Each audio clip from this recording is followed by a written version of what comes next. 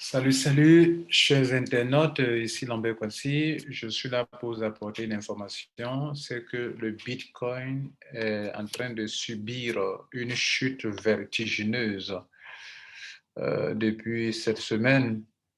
Vous voyez que le Bitcoin a perdu presque 18% de sa valeur, hein.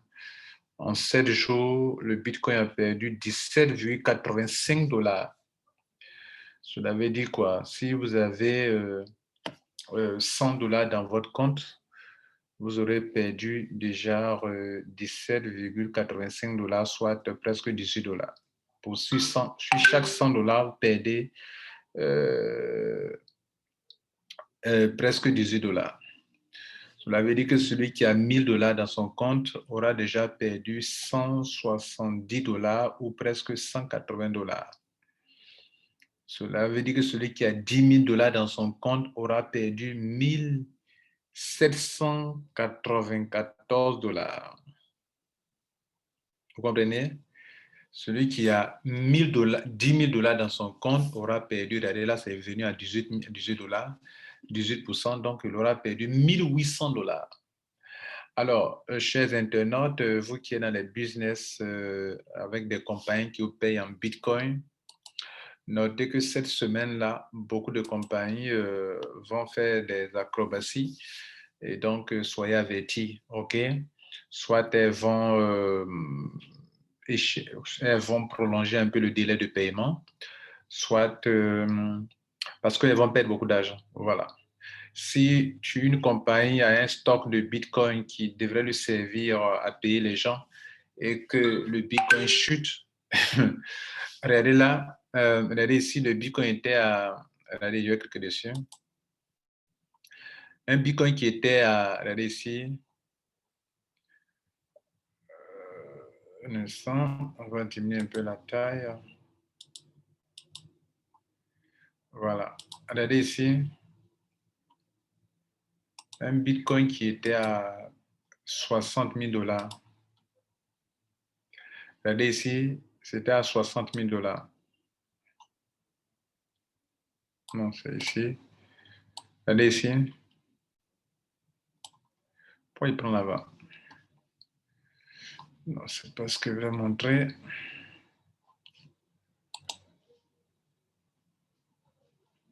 Ce que je voulais montrer, c'est ici, regardez là.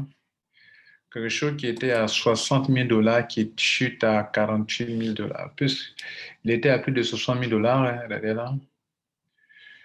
Voilà, regardez ici. Il était à ce niveau-là. Il avait atteint un niveau de 60 000 $. Voilà. 60 000 $, on était au 13 mars. OK? 13 mars, il avait atteint 60 000 $. Tous ceux qui avaient 60 000 $ dans leur compte, qui avaient une seule pièce de Bitcoin qui faisait 60 000 $, pendant que je parle actuellement, le Bitcoin est tombé à 48 000 $. Vous voyez la différence? Si tu avais 60 000 $ dans ton compte, tu te réveilles un beau matin, ce n'est plus 60 000, c'est devenu 48 000 $. Donc, imaginez-vous les compagnies qui vous payent en Bitcoin, qui vous payent chaque jour, bien chaque semaine, bien chaque mois, et qui ont un stock important dans leur compte qui, du jour au lendemain, juste une semaine, ont perdu des milliers de dollars.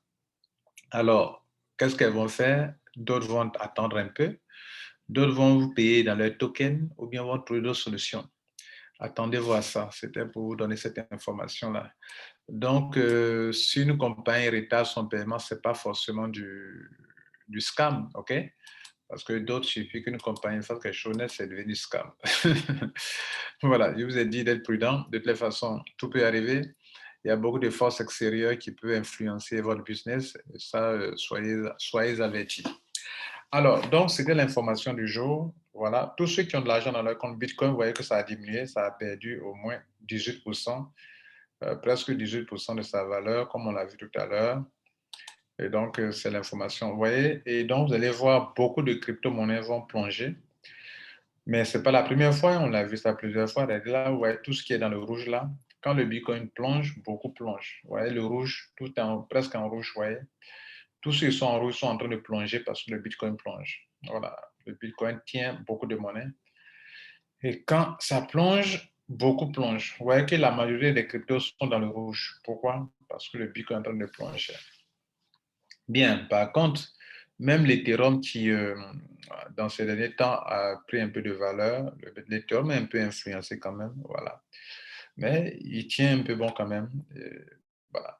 Mais l'Ethereum, en une semaine, pendant que le Bitcoin a perdu 18% de sa valeur, l'Ethereum n'a perdu que 3%. Mais dans ces journées, l'Ethereum a beaucoup perdu. L'Ethereum est descendu jusqu'à 7 dans ces 24 heures. L'Ethereum a perdu 7%, presque 8% de sa valeur. Pendant que dans ces journées de 24 heures, en 24 heures, le Bitcoin n'a perdu que 3,95, soit presque 4%.